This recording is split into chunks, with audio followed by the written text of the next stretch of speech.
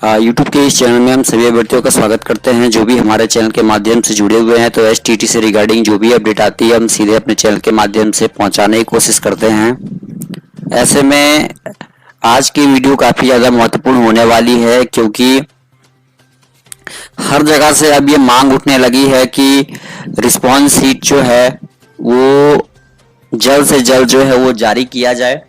इसके लिए क्या कुछ करना है वो हम थोड़ा सा बात करेंगे इस वीडियो में, और किन नंबरों पे आप कॉल करके जो है बोर्ड के अधिकारियों से बात कर सकते हैं। ठीक है, ये भी आपको स्क्रीन पे दिखाई दे रहा है।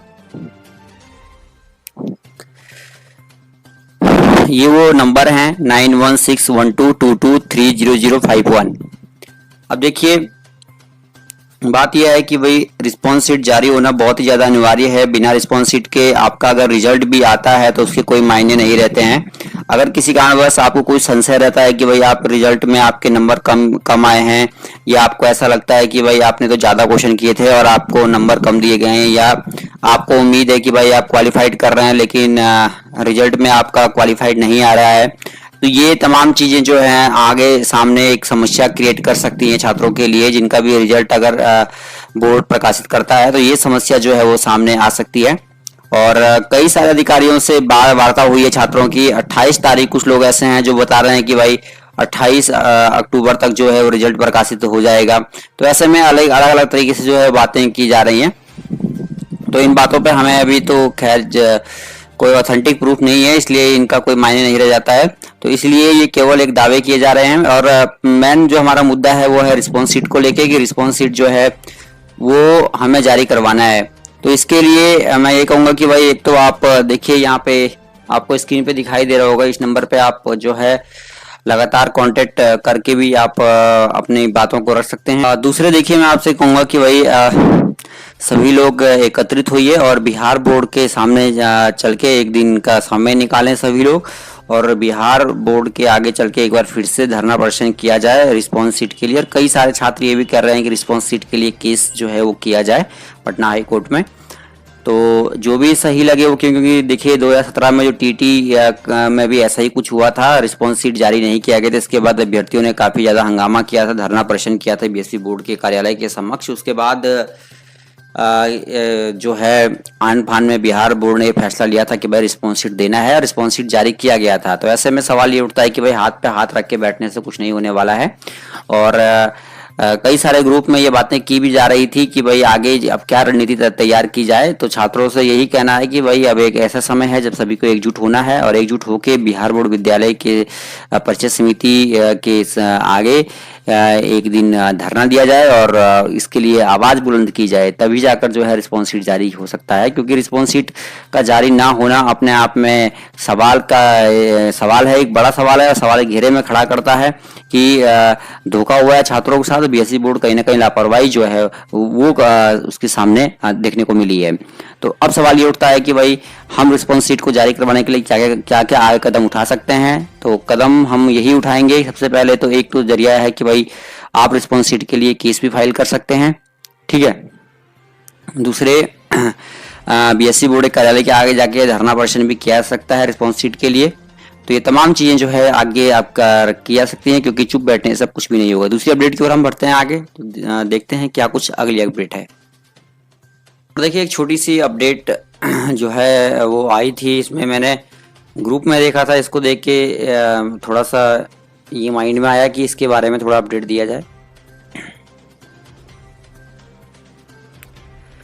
तो जैसा कि आपको स्क्रीन पे दिखाई दे रहा होगा, यहाँ पे आप देख रहे हैं कि लिखा हुआ है total number of 25,270 candidates for the paper 1 and 12,065 candidates for paper 2 will be included in the merit list based on the STT 2019 examination and given certificate for the same। इसका क्या मायना है, इस पे थोड़ी सी हम बात करेंगे। इन्होंने लिखा है कि भाई टोटल नंबर ऑफ 25,270 कैंडिडेट जो थे वो पेपर फर्स्ट से लिए जाएंगे, और 12,065 कैंडिडेट जो हैं वो पेपर सेकंड से लिए जाएंगे। और इनको मिला के जो है वो मेरिट लिस्ट जो है वो एसटीटी की तैयार की जाएगी। यानी कि पेपर फर्स्ट में केवल 25,000 और सेकंड में 12,065 जो है स्टूडेंट्स कैंडिडेट्स को लिया जाएगा। 25,270 और 12,065 कैंडिडेट्स को लिया जाएगा। उसके बाद जो है इसकी मेरिट लिस्ट जो तैयार की जाएगी, ठीक है।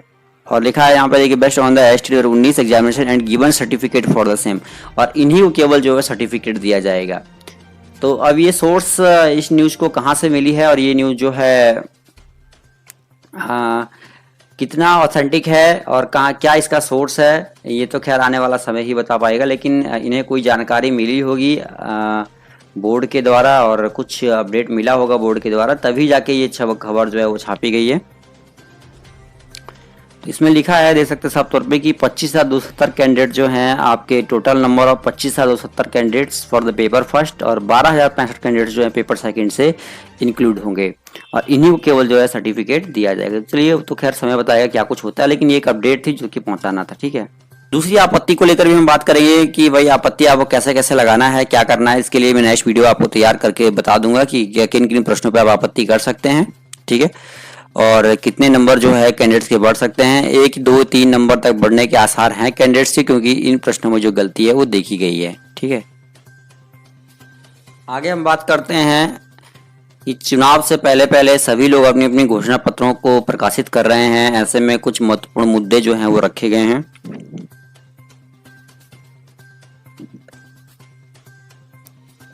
चलिए देखते हैं। शिक्षा का प्रकाश, देखिए बिहार में शिक्षा और शिक्षक दोनों की स्थिति बदहाल है, बद से बेहतर हो चुकी है, चाहे वह प्राथमिक शिक्षा हो या माध्यमिक या फिर उच्च शिक्षा हो। पिछले 15 वर्षों में शिक्षा के स्तर में निरंतर ह्रास होता चला गया है। हर साल कक्षा 1 से लेकर कक्षा 12 तक लगभग 15 लाख बच्चियां स्कूल छोड़ देती हैं, लेकिन वर्तमान सरकार ने इसके लिए कोई कारगर उपाय नहीं अपनाया है। देखिए आगे लिखा है, हमारी सरकार पूरी शिक्षा व्यवस्था में आमूलचूल परिवर्तन करने के लिए प्रतिबद्ध है। तो ये भी एक घोषणा पत्र है, ठीक है। हम इसकी शुरुआत प्राथमिक शिक्षा से करेंगे और इसके लिए सबसे पहले शिक्षकों की कमी को दूर करना आवश्यक है। वर्तमान समय में बिहार में 2,12,000 प्राथमिक शिक्षकों के पद रिक्त हैं, 12,000 उच्च माध्यमिक में शिक्षकों के पद रिक्त हैं तथा प्लस 2 में 18,000 शिक्षकों के पद रिक्त हैं। सरकार में आते ही हम सबसे पहले इन रिक्तियों को नियमानुसार भरेंगे, ठीक है। तो आरजेडी जो है काफ़ी ज़्यादा सुर्खियों में है, क्योंकि शिक्षा के लिए बड़े बड़े दावे जो हैं आरजेडी के द्वारा किए जा रहे हैं।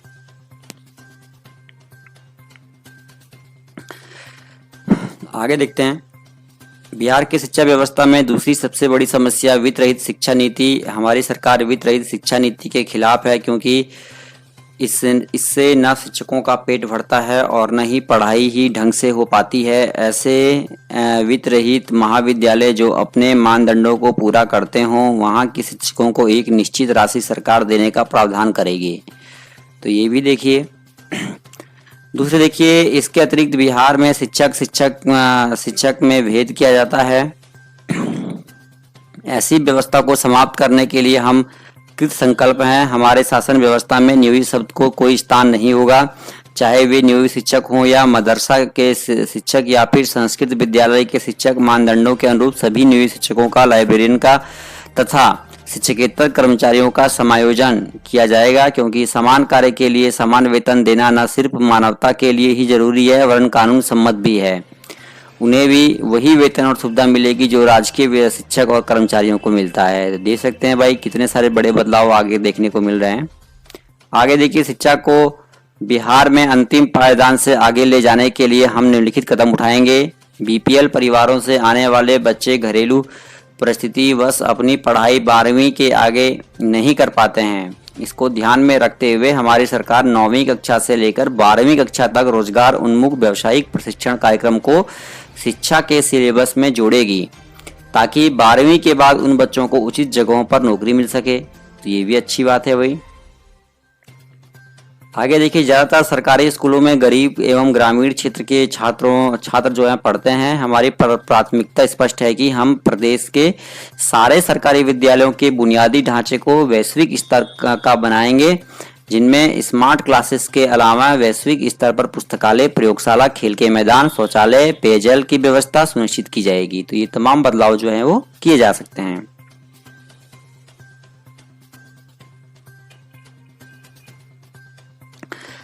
आगे देखिए, कक्षा चौथी से 12वीं तक के बीपीएल परिवारों से आए हुए छात्रों के लिए आधुनिक छात्रावास की व्यवस्था की जाएगी। हमारे शास्त्रों में से एक कहावत है कि पूत के पांव पालने में ही दिखते हैं। यह कहावत हमारा मार्गदर्शन करता है।